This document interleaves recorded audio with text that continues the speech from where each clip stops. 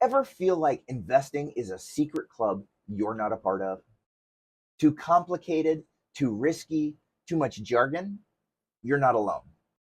But what if I told you that investing is the path most millionaires take to get to wealth? And it's how your dollars can work harder than you do? Today, we're cutting through the noise to give you the basics of investing so you can confidently take those first steps towards financial freedom. Investing is simply taking ownership in something, sacrificing some hard earned dollars to become an owner of an asset. It's a beautiful, amazing thing where your money can work harder than you do. When you take the other fork in the road away from things working against you, like taxes and inflation, which erode your money's purchasing power if it just sits there. Now, who should invest? The answer is everyone. However, there's a small caveat. Make sure you have your back covered before you start investing. Have a good sized emergency fund to keep your financial life out of the ditch. Now, let's dispel some common investing myths. No way. Being young is your number one reason to start investing. You are wealthy in one major respect. You have more time than anyone and can exploit the eighth wonder of the world, compounding growth. $1 invested by a 20-year-old can be worth $88 in retirement, compared to $23 for a 30-year-old or $7 for a 40-year-old. This can be a tenfold difference. Now, what's the next myth? Nope, that's not true either. No one is too old to put their money to work. Think of investing in your 40s like joining a marathon already in progress. You may have started behind the early runners, but there's still plenty of track ahead. Each dollar invested is like catching a strong tailwind that helps you cover ground faster than walking alone. What else? You don't need tens of thousands of dollars. Something is better than nothing. Even starting with 1% of your income or $100 a month can potentially lead to millions in retirement. Your savings rate is exponentially more important early on than your rate of return. Last up,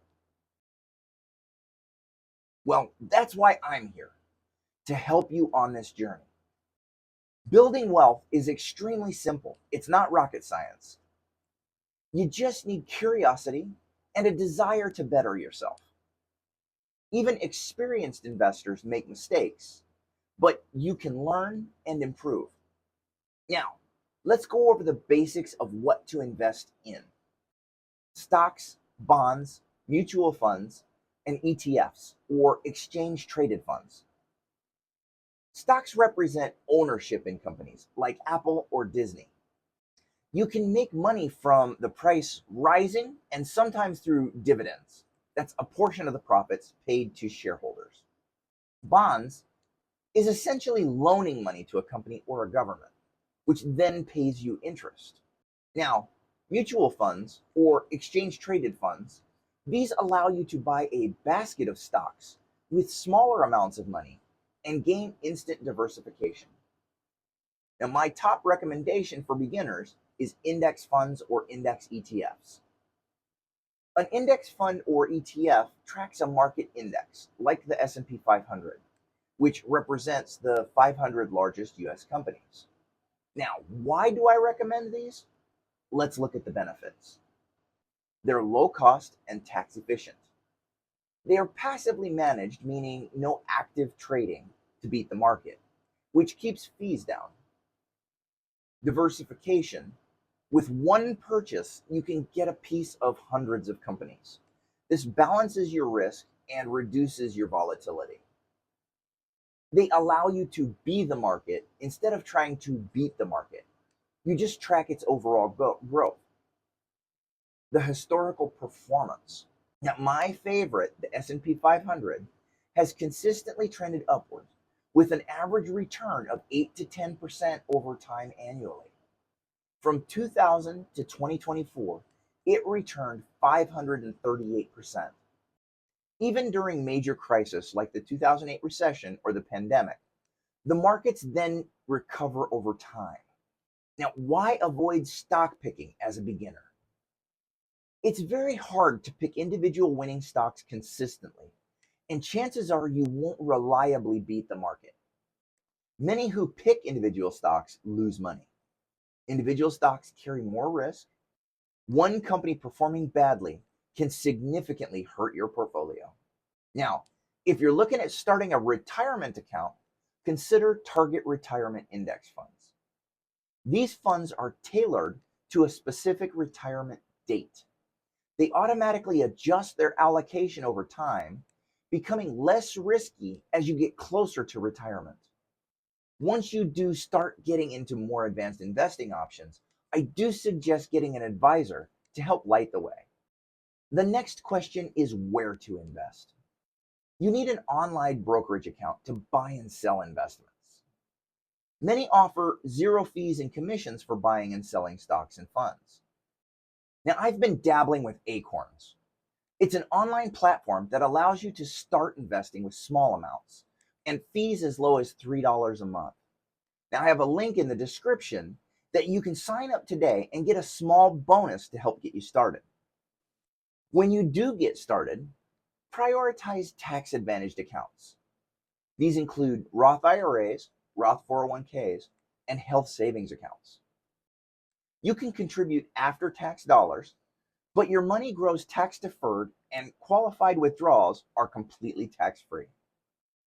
The government limits who can contribute and how much, so maximize these opportunities if you can. After the tax-free accounts, you have the tax-deferred accounts. Examples include traditional 401ks and IRAs. Contributions are often tax-deductible now, and your money grows tax-deferred as well, but you will pay taxes when you withdraw in retirement. Now, buying and selling within the accounts are non-taxable transactions. And then finally, you have taxable brokerage accounts. Money grows and is taxed annually or as you realize the gains. These are regular investment accounts with no age limits or contribution restrictions like the retirement accounts. Okay, next up, when to invest.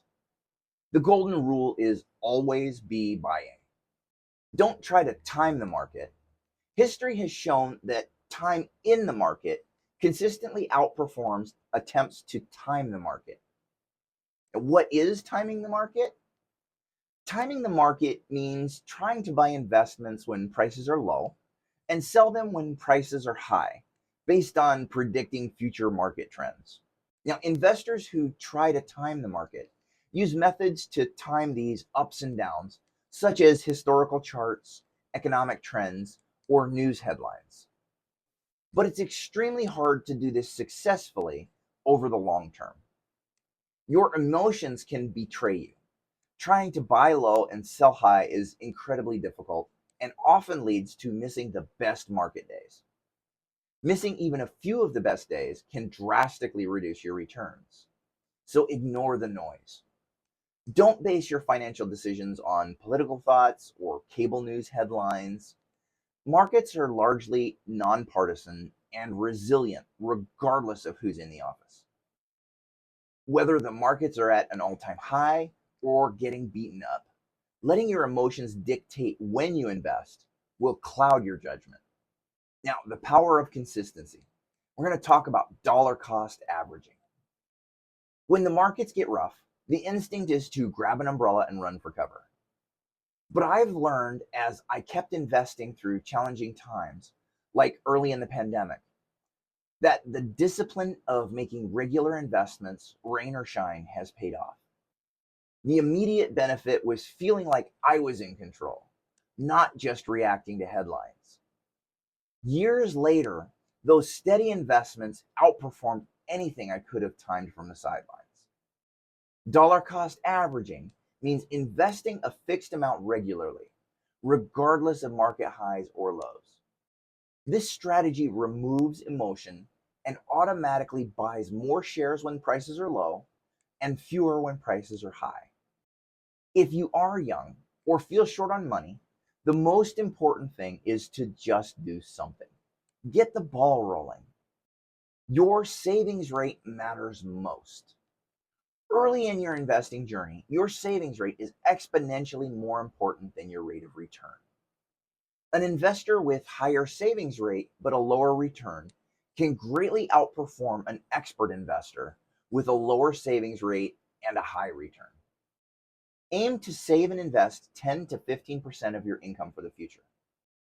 Tools like a retirement estimator or how much should I save resources can help determine what savings rate makes sense for your age and your goals.